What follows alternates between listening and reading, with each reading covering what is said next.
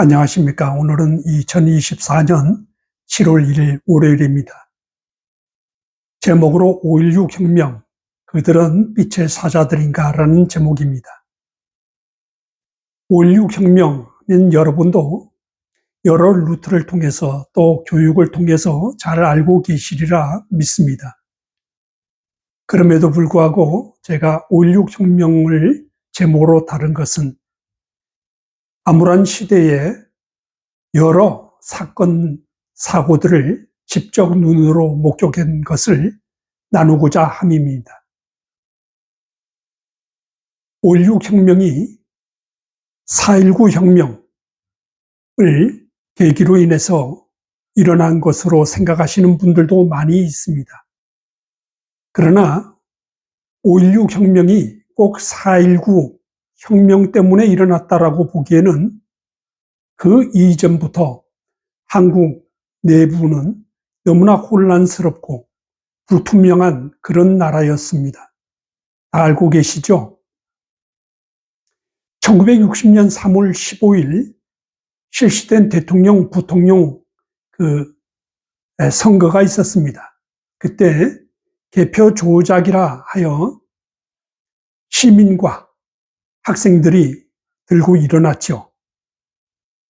결국은 대통령 이승만은 하야하고 말았습니다. 군사혁명이 일어나기 이전에 우리나라 정치에는 어떤 일이 있었느냐 하면은 대통령 중심제에서 내각제로 대체되었습니다. 그러니까 정치 권력이 의회로 넘어간 것을 말합니다. 이것은 영국식 의회 민주주의를 모방한 것인데, 민주주의로서는 영국식 의회 민주주의가 아주 우수하다고 인정합니다. 그러나 우리는 분단국가로서 의회 민주주의가 합당한가 하는 것을 생각했어야 하는 것입니다. 영국은 섬이라는 것을 잊어서는 안 됩니다. 군사를 통일시킬 힘은 빠른 통제력입니다. 의회 내각제로서는 군대를 통일시키고 군대를 파병하고 군대를 동원해서 어떤 일을 해결한다는 것은 불가능합니다. 그래서 총리, 의회 내각제인 영국도 총리를 두어 대통령 권한처럼 행사하게 한 것이죠. 그러나 우리나라의 국민의 그런 어떤 성향을 봤을 때 영국과 동일하게 간다라고 장담할 수가 없습니다. 인정하시죠? 이 군사혁명이라고 하는 5.16 혁명은 국가 재건운동을 아주 높이 평가합니다. 깡패를 척결하고 무분별한 종교 설립을 막았습니다. 90년도에 제가 정릉에 한 암자의 일을 하러 갔습니다. 거기에는 엄청난 많은 그런 집터들이 그대로 남아 있었습니다. 제가 물어보았습니다. 저 집터들이 무엇냐고. 그랬더니 여기에 암자가 절이 100여 개가 있었다고 그럽니다. 그것을 박정희 정부가 무허가로 전부 다 헐어버렸다는 거예요. 그렇습니다. 이렇게 의식개조, 사회개혁을 동시에 이뤄나갔던 것이 군사정부였습니다. 그리고 그들은 복지지향을 주장했죠. 복지지향, 그것이 아무렇게나 되는 것은 아니죠. 경제성장과 교육 수준이 향상돼야 가능한 일입니다. 배고파서 먹고 살지도 못하는데 무슨 민주화며 민주주의를 하겠습니까?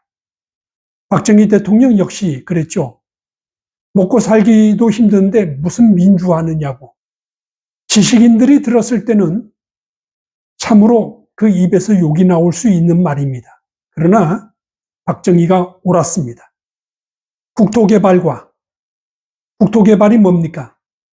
한마디로 말해서 새마을운동이죠.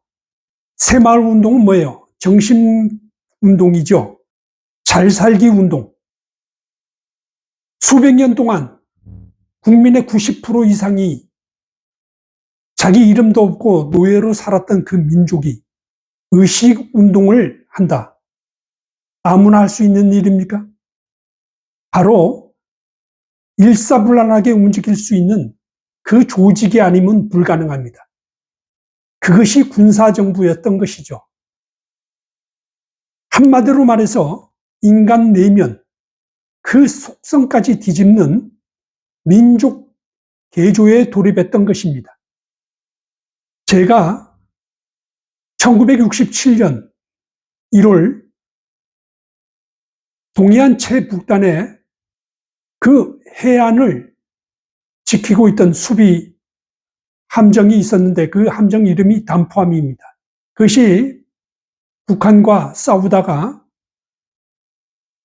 포에 맞아서 침몰하는 것을 제 눈으로 직접 목격했습니다. 침몰하면서도 그 포문에서는 포가 북한을 향해서 날아가고 있었습니다.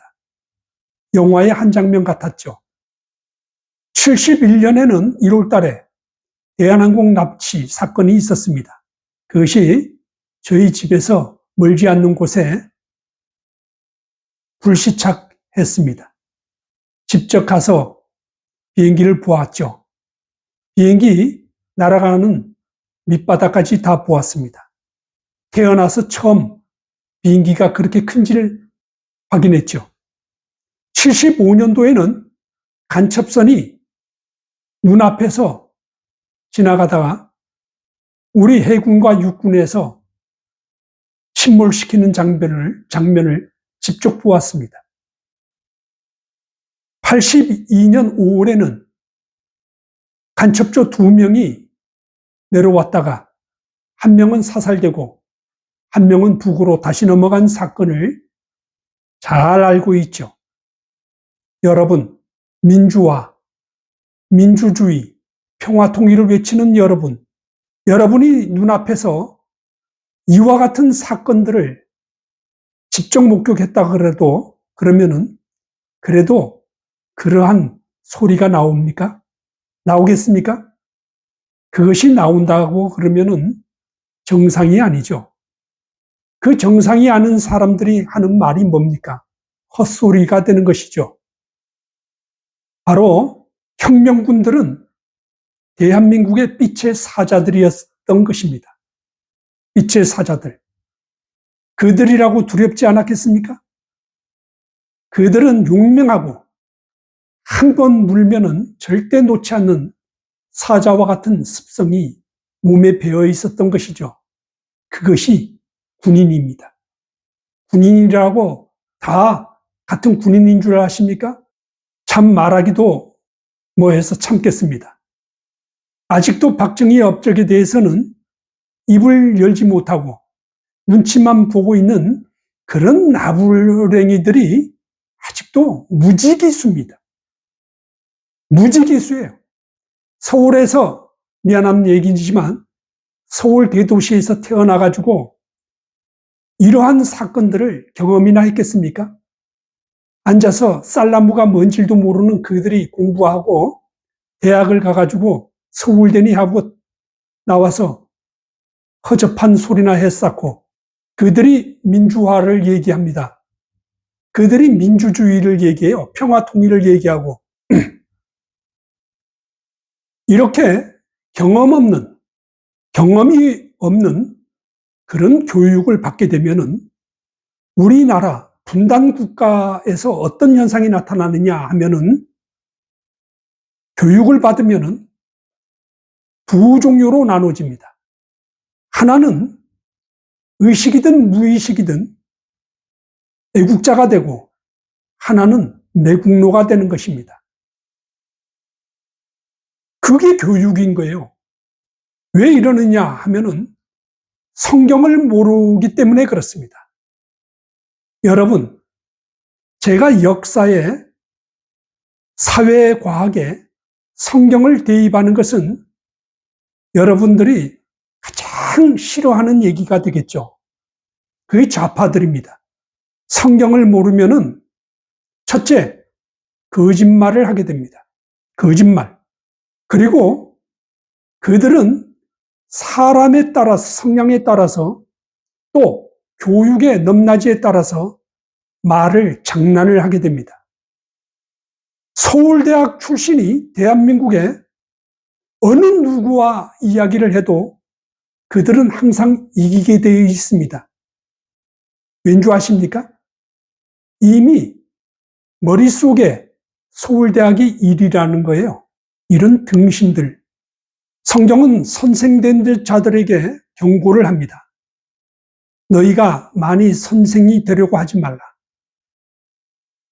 성경에는 말세에 거짓 선지자들이 나온다 그랬어요. 거짓 선지자. 가르치는 자들을 얘기하는 겁니다. 무슨 목사니, 무슨 전도사니, 선교사가 아니라 가르치는 자들을 얘기하는 거예요. 이런 무리들이 일어난다는 거예요. 그래서 이들은 손을 가져도 손을 사용하는 걸 원하지는 않아요. 그냥 입을 사용해서 등쳐먹고 사는 일에 아주 몰두합니다. 그리고 남이 알지 못하는 그러한 어떤 정보를 입수해서 그것들을 가지고 써먹습니다. 여러분, 지금까지 한 4, 50편 제가 유튜브에 올렸지만 제가 사용하는 성경 구절은 모든 목사, 모든 성도들이 다 알고 있습니다. 그런데 해석하는 방법이 완전히 다른 것이죠. 양의 옷을 입고 사람들을 속이는 이 자들이 누구예요? 거짓 교사, 가르치는 자들을 얘기하는 것이죠. 손 하나 깜딱 안 하고 요 입을 열어서 등쳐먹는 자들을 얘기하는 것입니다. 40년, 50년 전에 그 군인들, 그들이 했던 일들을 보십시오. 얼마나 위대한가. 그리고 그들이 이루어놓은 성과들을 보십시오. 얼마나 대단한가. 그들이 뜯어고친 국민 개조, 지금 세계 경제 10위권에 들어가 있습니다. 고마워해야 할 그분들이 아직도 이 쪼다 같은 공부한 자들에 의해서 비난받고 있습니다. 오늘은 여기서 마치겠습니다. 시간상 그렇습니다. 시청해 주셔서 감사합니다. 여러분이 좋으시다면 구독해 주십시오. 감사합니다.